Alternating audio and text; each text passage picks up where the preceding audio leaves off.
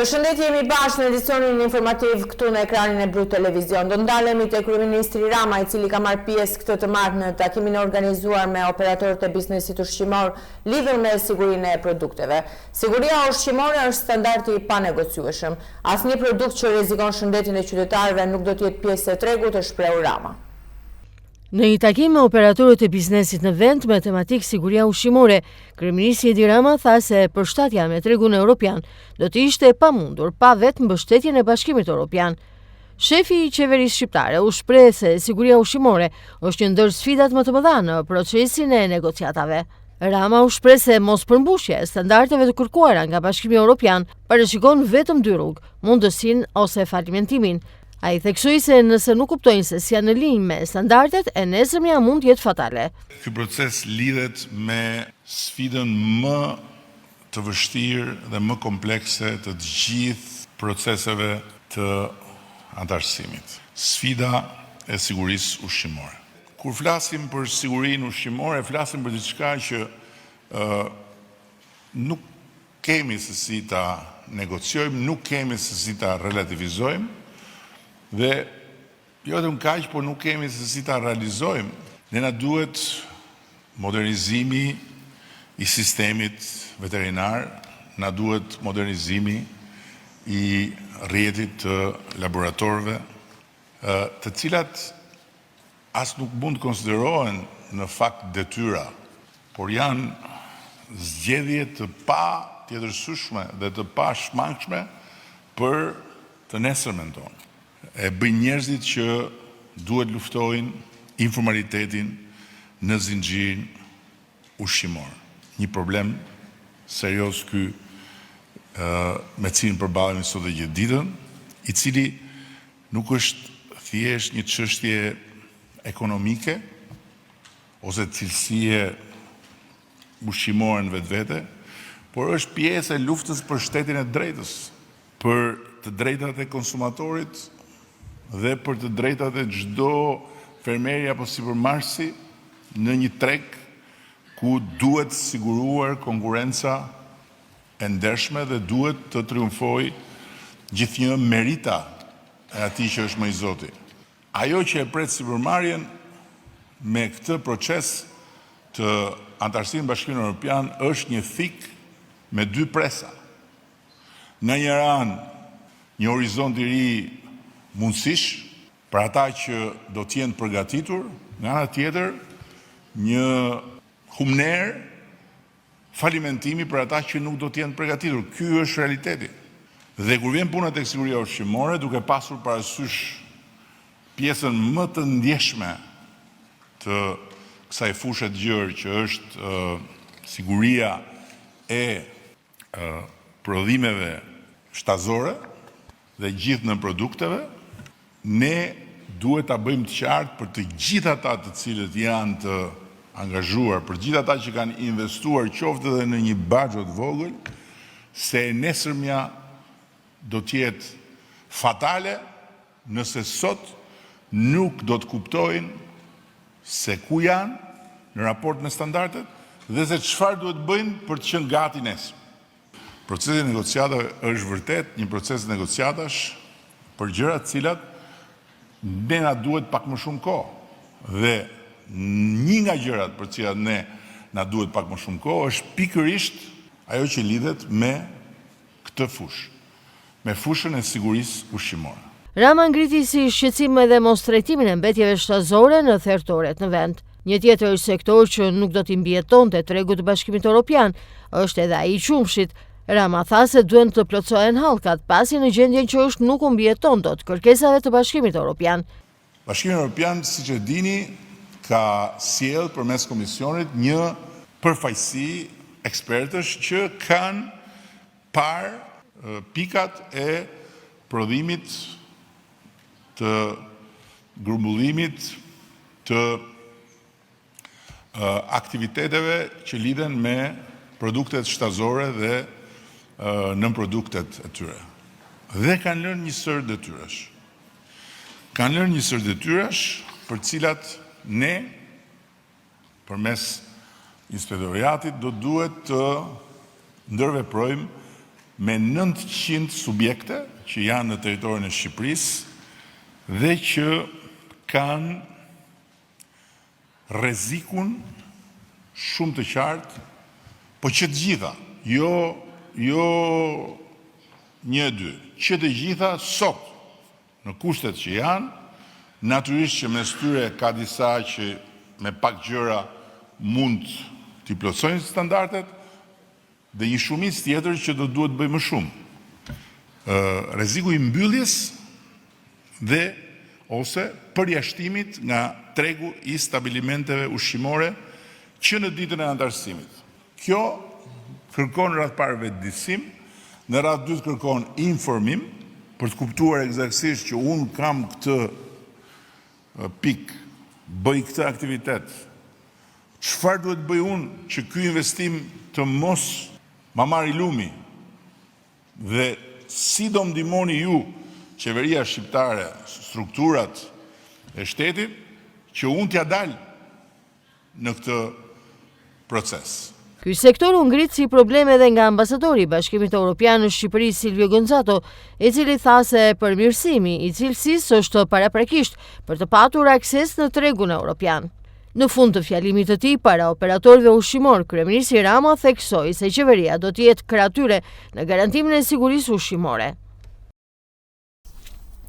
Në një kohë kur pritet të një sezoni plazhi dhe përgjatë vijës bregdetare ka nisur pastrimi për të pritur pushuesit, një tjetër realitet shqetësues vijon paralelisht në bregdetin e Darzezës. Sipas banorëve, kolektori i Levanit vazhdon të ndotë ujërat me mbetje organike.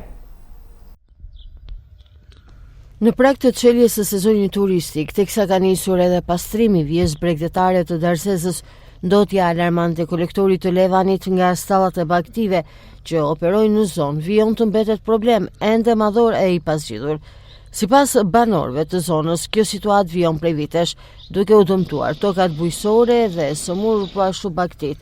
Ata pohojnë të indinjuar se shkaki i ndotjes janë stallat e kafshëve që ndodhen pranë e që shkarkojnë të gjitha mbetjet organike në ujërat e kolektorit. Ky kanal është shumë shqetësues për ne. E parë punës njerëz se ne kemi blegtori. Blegtoria këtu nuk ka vend tjetër veç këtyre kanaleve të pinuj. Blegtoria në këtë kanal nuk pi dot ujë për arsye se shumë i ndotur. Me mbeturina, me dëgjon çka ka këtë lart nga një thertora, çfarë mund të kenë, nuk e di se ç'është, po shumë i ndotur. Jo, se jemi hankuar, ne kemi ngritur zërin, po nuk na dëgjoni. Kanali në qoftë se punojnë pompat, gjithmonë i këndet. Çdo kanal, se ka lidhje me njëri tjetrin, punohen hidrovorët në të drejtë. Ky mund të përmirësohet vetëm në periudhën që lëshohet vjosa. Lëshohet vjosa, punojnë hidrovorët gati 4-5 ditë ose javë, edhe sikur pastrohet pak. Tani analizë se mos janë verë edhe se dim. Po që ka, ndotje ka. Sidomos të në baktit të shatrat që vinë, deri në ato mbeturinat të tyre. Kjo është një gjendje vazhdueshme? Po, nuk diskutohet. Është e përhershme. 365 ditë. Sa e dëmshme, është sidomos tani që fillon dhe sezoni. Po sa unë mjek si jam, ç'të them unë tani, nuk e di. Shkon në det apo jo? Det shkon kur punojnë pompat. Pastaj se nuk ka hyrje nga deti. Po të ketë hyrje nga deti e filtrohet, pa është edhe fshati. Po me këtë ka ujë shumë, po kur vjen vjosa, është çik më pastër, se e mund ajo.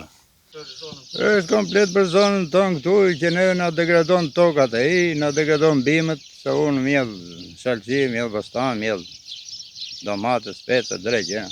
Edhe të gjitha këto. Sa vite kanë? Edhe ky vazhdon po të njëjtin program. Çfarë mendoni se po di unë më duket si stallet dero, se më duket se ujti është shumë i ndotur, është me ngjyrë ujti. Pej, s'është burim. Ky është ndotje. Ka periudha të caktuara që është më i ndotur? Ka periudha që ndotet akoma më shumë se sa sot. Sot është bërë fare. Ja të edhe kur punojnë pompat, ai pastrohet. Pastaj fillon e rrin pompat pa punë, ai fillon ndotje komplet aty. Edhe spinat baktit ujës, neve s'punojnë dot. Banorët shprehen gjithashtu se shqetësues mbetet edhe fakti se uji i ndotur që ndodhet në këtë kolektor të riqet nga hidrovori i Darzezës e më pas derdhet në det duke rrezikuar të kthehet në burim infeksionesh. Po shumë burim infeksioni. Derisa s'pi blegtoria ujë, çfarë do motë që nuk është burim infeksioni. Të gjitha. Kjo është një ndotje e vazhdueshme apo ka periudha të caktuara? Jo, është me periudha të caktuara, ky është vazhdimisht tavaska. Po e pive këtë ujë, qumshi se ka mirë me cilësi. Detyrimisht e ta shikosh vetë. Për pak ditë ai është gjithë ndotja është kështu kolosale këtu, se plazhistët s'ka, do vjen aty do lahen me ujin e derrave. Një apel, keni Përdorin lloj-lloj ilaçe të tjera dhe kështu gjë. një apel, keni për institucionet përgjegjëse duke qenë se gjendja është Kemi për bashkinë, bashkia do të ndrynë. Qoftë bashkia vazhdon siç ka vazhduar, domethënë këtu është katastrofë një. Këtu nuk vijnë plazhista. Keni ankuar? E kemi bërë 100 herë. Këto, ka ndryrë krye plaku, kanë vajtur atje, jo e kemi gropa skeptike, kemi kështu, kemi ashtu dhe njëjtë avaz bëhet. Është e gjitha për mungesë kanalizime? Po, për mungesën e pastrimit që kanë ata, stalla e derrave, që thonë që kemi gropa skeptike. Domethënë nuk i derrim ujërat nëpër kanalet. Por realiteti flet ndryshe. Është ndryshe, janë ngjyra ujit, e shikon e vetë ju. Kur është shumë i ndotër, çfarë ngjyre ka? Me ngjyrën e urinës. Ndërkohë peshkatarët kujtojnë me nostalgji kohën kur ujërat e këtij kolektori kanë qenë të pastra, teksa theksojnë se ndotja ka reduktuar ndjeshëm edhe gjallësat ujore. Ju sa vite keni që peshkoni këtu? 50 vjet. Si e mbani mend të ujin? Ka qenë shumë i pastër. Ka qenë i kaltër. Sa vite ka që është ka ta nisur? Që ku erdhi fshati ngritën sa gjëra këtej ato se këto janë gjëra që duken. Institucionet përgjegjëse çfarë masë do të marrin? Po, te i pastrim kështu edhe me këto gropa septike. Këto janë më të nevojshmet se kur, se derdhet vende pa vend. Përballë kësaj situate, banorët apelojnë një zëri që institucionet përgjegjëse të marrin menjëherë masa konkrete për zgjidhjen e kësaj situate të pandryshueshme prej vitesh. Moshat pediatrike në qytetin e Vlorës në ndryshim nga një vit më parë janë më të prekurit se dakon gripi stinor apo rasteve COVID-19. Kështu shprehur gjatë një interviste për Blu Televizion, mjeku pediatër Redimone, sipas të cilit shifrat ja kalojnë dhe të sëmurëve kronik apo moshës së tretë. Në Vlorë qarkullojnë momentalisht në popullat 3 versione të gripit stinor, COVID-19 si dhe viruset të para-influencës. Mjeku Edimone tregon se është e vështirë të ndahen në rastet e gripit të stinës nga ato me COVID-19, pasi shfaqen me të njëjtat simptoma. Sipas mjekut, kur e gjithë familja rezulton e prekur nga virusi në të njëjtën kohë, kryhet më pas testi Covidit. Mjeku Mone thot se COVID-19 momentalisht është shoqërues i gripit stinor. Për sa i përket faktorëve shkaktues të kësaj situate epidemiologjike, nuk është vetëm gripi sezonal, po që një seri faktorësh. Janë 3 viruset e gripit, një në rast të parë, është virusi Covidit që tashmë e kemi pasur vitet e kaluara dhe do ta kemi çdo vit. Si dhe viruset e para-influencës, të cilët shpeshherë shoqërojnë këtë epidemi. Virusi Covidit ekziston. Për të bërë një ndarje klinike është pak e vështirë që neve të ndajmë nga ana klinike gripin nga Covidi.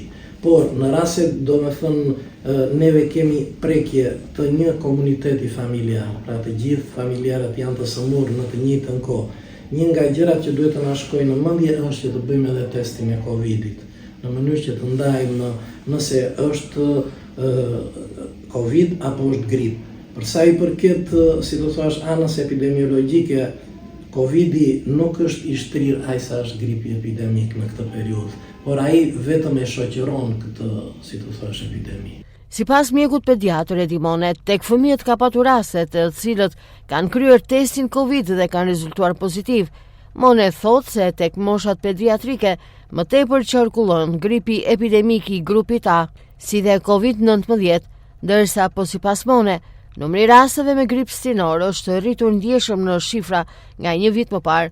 Rastet që neve na janë referuar her pas here janë kryesisht gripi epidemik i grupit A, Covidi dhe pastaj grupet e tjera.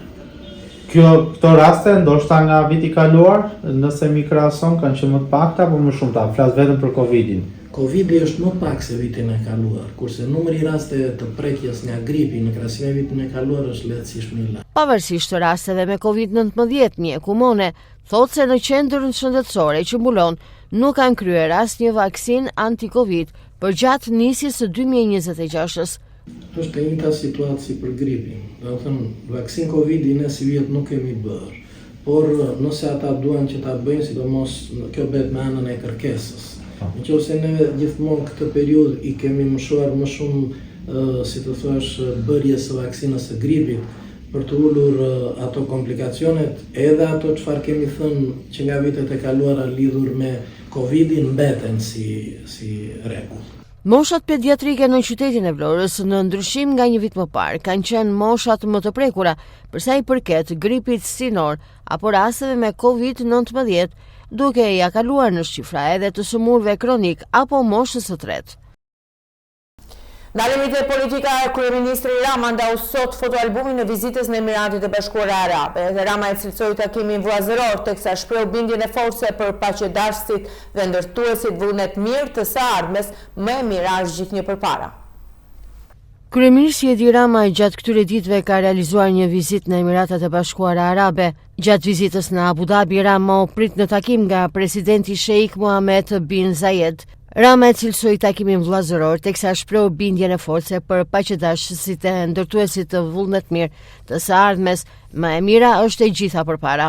Vizita e kryeministrit shqiptar Edi Rama në Abu Dhabi synon të përcjellë mbështetje dhe solidaritet të drejtë për drejtë me Emiratet e Bashkuara Arabe, ndërsa rikonfirmon edhe një herë lidhjet miqësore mes dy vendeve. Sipas Agjencisë së Lajmeve të Emirateve UAM, gjatë takimeve të dy palët diskutuan mënyrat për të zhvilluar më tej marrëdhënien e bashkëshqipëri në sektorët prioritar, veçanërisht ekonomi, tregti, energji e rinovueshme dhe teknologji në interes të dy vendeve.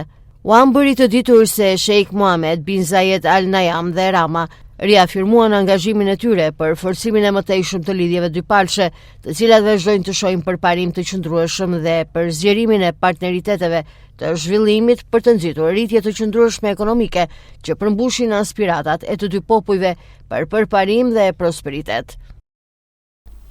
Roli i psikologut në shkolla është më së i rëndësishëm sipas psikologes Elona Toçaj, pasi në bashkëpunim me mësuesin, drejtuesin e shkollës dhe prindrit duhet të evidentuar problemet tek shkollarët, të cilët i çojnë drejt zgjidhjes. Psikologu në shkolla është tepër i rëndësishëm për çdo nxënës, teksa numri i psikologëve në institucionet arsimore vitet e fundit është rritur ndjeshëm, duke qenë prezent në shumicën e tyre. Elona Toçaj, psikologe, e cila është angazhuar njëkohësisht në institucionet arsimore të qytetit, thotë se roli i psikologut është tepër i rëndësishëm, pasi në bashkëpunim me mësuesin, drejtuesin e shkollës dhe prindrit evidentojnë problemet duke u dhënë zgjidhje atyre. Pjesë më të madhe të shkollave të Vlorës funksionon psikologu dhe është atashuar një psikolog në çdo shkollë. Dhe jo vetëm psikologu, por gjithashtu është edhe punonjësi social, bashkalidhur edhe me oficerin e sigurisë, që janë aty të pranishëm, që në momentet e para të zhvillimit të procesit mësimor deri në përfundim të procesit mësimor. Roli i psikologut është pa diskutim shumë i rëndësishëm, sidomos në shkolla, sepse së bashku me mësuesit kujdestar dhe me drejtuesit e shkollës, të institucionit, janë ata të cilët e evidentojnë problemin, e analizojnë, e shqyrtojnë dhe japin zgjidhje në bashkëpunim gjithmonë me prindin. Janë këta faktorë të cilët e bëjnë atë fëmijë të jetë i suksesshëm në fund të ditës dhe të marrë zgjidhjen e atij problemi që mundet të ketë. Psikologe Elona Toçaj sqaron edhe disa prej problematikave që hasen çdo ditë tek adoleshentët brenda apo jashtë dyerve të shkollës. Sipas psikologes Toçaj, problemet vijnë nga familja dhe transmetohen më pas në shkollë. Nuk mundem të bëj një lloj renditje të problemeve, por mundemi të përmend disa prej tyre. Një e para vijnë problematikat socioekonomike, e para, siç është problemet vijnë nga familjet dhe dashur për dashur transmetohen edhe në shkollë. Në qoftë se ne kemi problematika ekonomike, në qoftë se ne kemi problematika familjare, si dhuna në familje, që realisht po shtohet kohët e fundit, pa diskutim që dhe ai fëmijë do ketë mungesa në shkollë, do ketë mungesë përqendrimi dhe rënje në mësime. Do ketë një gjendje emocionale jo të qetë, mund të ketë dhe sjellje agresive. Ndërkohë që këto sjelljet agresive mund të ketë në mënyrë të vazhdueshme duke bullizuar një shok tjetër. Pra janë një sër problematikash të cilat ne nuk mundemi t'i ndajmë dhe t'i rendisim. Kjo është më pak apo kjo është më shumë? Jetojmë në një komunitet sa të dashur, po aq edhe të ashpër. Kështu që janë të gërshituara të gjitha. Nxënësit të cilët kanë probleme apo shfaqen në gjendje mendore dhe emocionale të rënduar, Toça i thotë se ata e pranojnë ndihmën e psikologut, pasi nxënësit e shohin psikologun si pjesën e stafit që është çdo ditë aty, e kanë besim tek ai. Përgjithsisht e pranojnë në shkolla, sepse psikologu si thash është atashuar çdo ditë atje. Normalisht është bërë pjesë e stafit, normalisht ka një zyrë të vetën dhe normalisht ata e dinë se ku është. Dhe dashur pa dashur, përballen për ditë, çdo ditë dhe kërkojnë ndihmën. Ndoshta nuk vinë me idenë që shiko se un kam atë problemi dhe dua të ta them ty, por nëpërmjet një bisede të rrjedhshme e nxjerrin problemin dhe e marrin ndihmën. Vendosja e psikologëve në çdo shkollë, Toça i thotë se ka ndryshuar edhe qasjen e nxënësve tek psikologu, duke bërë që më shumë nxënës të vinë për këshillim tek psikologu, duke patur besim në ndihmën e tij. Për ai shkollë sa psikologu është në çdo shkollë, edhe qasja ka ndryshuar. Ai nxënësi e di që është aty. Ai nxënësi e ka marrë zgjidhjen e problemit dhe normalisht, duke qenë se jeni dhe një shoqëri e vogël, ajo besimi që ti krijon me nxënësin, me klientin, i thot dikujt, i thot një shoku apo dikujt tjetër dhe normalisht del mendimi pozitiv që psikologu është aty. Edhe atë që unë i tregova nuk ja tha dikujt, nuk më nxori atë sekretin, le të themi, por më ndihmoi. Dhe normalisht krijohet bindje që po psikologu është aty dhe po psikologu më ndihmon. Ndërkohë prania e psikologut në shkolla po zgjerohet edhe në njësitë administrative, kryesisht në fshatrat që përfshihen ato. Armando File është peshkatari i Vlonjat që u bë viral në nëntorin e kaluar pasi kapi një peshk rreth 35 kg në gjirin e Vlorës. Armando tregon se si e mban gjallë pasionin për peshkimin sportiv të lindur që në fëmijërinë e tij. Armando File ka kthyer peshkimin në një pasion që shoqëron që nga fëmijëria. Ai e konsideron këtë aktivitet si sport dhe vijon të gjuajë me pushkë sportive në ujore. Në disa raste ka arritur të kapë edhe specie të veçanta apo peshq me përmasa të konsiderueshme. Vetë Armando tregon se pasioni i tij ka nisur që kur ishte fëmijë, kur peshkonin me mjete të improvizuara nga vetë ata. Si banor Brandetit, peshkimi mbetet për të një dashuri që nuk shuhet kurrë. Ai thekson se nuk përdor bombla oksigjeni, pasi në të kundërt nuk do të quhej më peshkim sportiv. Zakonisht qëndron në det nga 4 deri në 7 orë në ditë. Kam filluar që fëmijë, që 10 vjeç, duke jetuar në lagje Vjetkoriku, ikni dhe na shkolla, fsheu razi prindërve që vinim gjuanim këtu. Natyrisht me mjete rudimentale, pushk, kostume, nuk bëhe shlaf jo, po ka që ca rota pënjsh, me elektroda saldimi venim në pelat Regjepi i menim dhe ato, maskën e sajoni me qaf qismes që punonin ata atje, gjamin e përdonim për të izolonin me ser, edhe këto ishin pajisjet e një peshkatari të atyre kove. Sot peshkon me pushk, Apne, gjithmonë apne. Që do të thot pa auxiliot të bombolave apo të gjërave të tjera. Jo, pandim në atyre, sepse nuk jemi më në peshkimin sportiv, pasaj kalojmë në diçka tjetër që është edhe jo e kishme. Sa ko qëndron në tërë? Edhe çfarë peshku gjuhën zakonisht? E ke pasion, të shbërë hobi? E kam hobi, e kam pasion. Zanati im është komplet që tjetër, struktar në nivel industrial, edhe kam jetuar në Itali prej 20 vjetësh, aktualisht kam 10 vjetë që jam kthyer, po që lëviz gjithmonë, vetë vise jam dokumenta. Sa ko qëndron në det? Atere, qëndresa ime në det ka të bëj shumë edhe me përsa i përket kondicionin e detit. Varion, për shembull, na 4 orë ka pas raste edhe 7 orë dhe 8 orë dhe arit, që dhe ditrat janë më të gjata.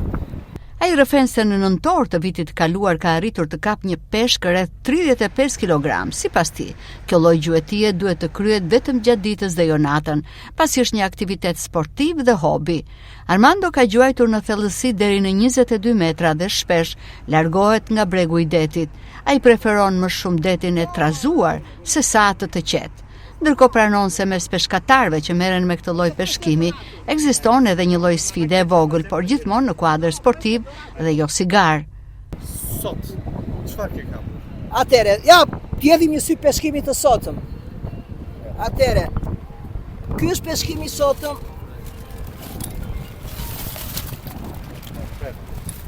Atere. Sì, questo qui è un mugine. Ky është qefull. Kjo është batha që paka shumë i themi neve. Këtu kemi, ky është vesh verdh. Unë e gjej vete në ditë kur deti është që i montuar, thot italiani, che il mare monta. Që ka dalg. Që ka dalg, po. Jo me det të qetë, se me det të qetë jemi të gjithë marinar. Peshku specia me madhe që kam kapur unë, ka qenë një peshk pelagjik që quhet gof. Jo më shumë se në nëndor të vitit kaluar. Dhe peshon të rreth 35 kg. Adrenalina nuk llogaritet, është ndjesia nuk ka të paguar. Edhe jo shumë peshku, po trofej që ai peshk përbën. E shisni çfarë bëni? Jo, zakonisht duke qenë dhe e madhe e ndaj me shok, me të afër. Unë largohem, kam gjuajtur edhe në 22 metra. Kam patur një aksident të vogël me timpanët e vezhve, që kështu tani e kam reduktuar pak ato kuota. Jemi diku tek 10-15 metra. Kjo është rengjim. Kjo është një sfidë me vetveten, edhe nuk natyrisht ka një çik bagarë, ka një çik si të thuash. Tip adrenalina. Jo, ka një çik sportivitet edhe në këtë, midis peshkatarëve të tjerë. Po që gjithmonë, si të thuash, ngelet në ata ambientin e sportivitetit, jam peshkatar sportiv. Quindi, për sa i përket këtij lloj sporti, nata nuk lejohet. As përdorja e fenerëve, mund të përdorësh një fener ditën të vogël, që unë e kam, po jo sot, për të parë pozicionin e peshkut gjatë ditës, kur futet në guvë, ku ndodhet, si ndodhet peshku për ta goditur. Nata jo, është e palishme. Armando File u bë viral në nëntor të vitit të kaluar pasi kapi peshku në rreth 35 kg në gjirin e Vlorës, një pasion i lindur në fëmijëri që vazhdon edhe sot përmes peshkimit sportiv në këtë zonë ujore. Qeveria ka vendosur të shtyjë afatet për projektin ambicios turistik rreth 1.4 miliard eurosh në ishullin e Sazanit. Shtyrja e afateve synon përmbushjen e të gjitha kriterjeve teknik për realizimin e këtij resorti luksoz. Më herët Rama shpreu se projekti ka ndryshuar si projekt ndërtimi, pasi do të ketë shumë pak ndërtime.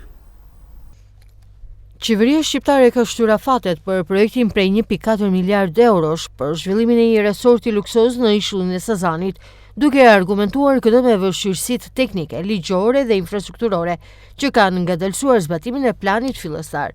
Vendimi i ri i Komitetit të Investimeve Strategjike në fund të vitit 2025 ndryshon disa nga afatet kyçe të përcaktuara një vit më parë në vendimet e vitit 2024 që i jepte statusin e investitorit strategjik.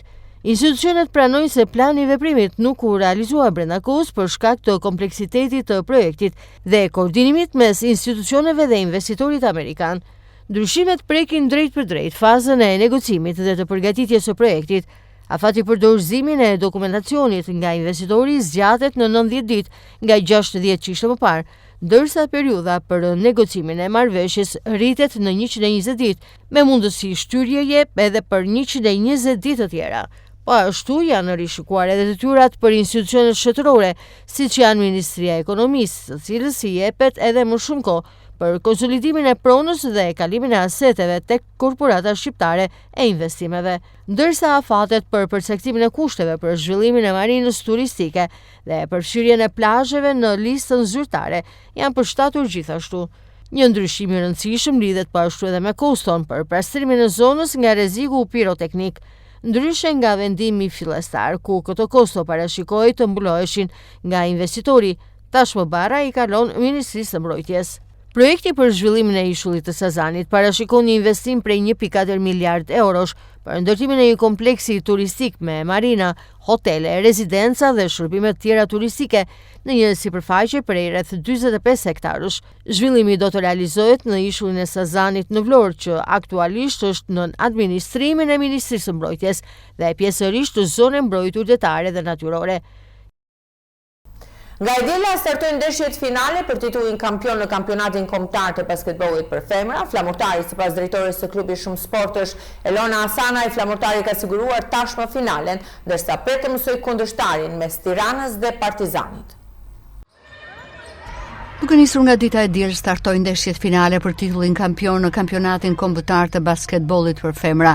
Flamurtari ka siguruar tashmë finalen pas imposti në gjysmë finale ekipin e Studentit, ndërsa pret të mësoj kundërshtarin mes Tiranës dhe Partizanit. Drejtoria e klubit Shumë Sportësh dhe trajnere e flamurtarit Elona Asana i thekson se titulli kampion është objektivi kryesor i këtij sezoni. Pas fitimit të Kupës së Shqipërisë dhe Superkupës, skuadra ka kaluar me sukses fazën gjysmë finale dhe tashmë është e fokusuar te finalet që nisin të dielën.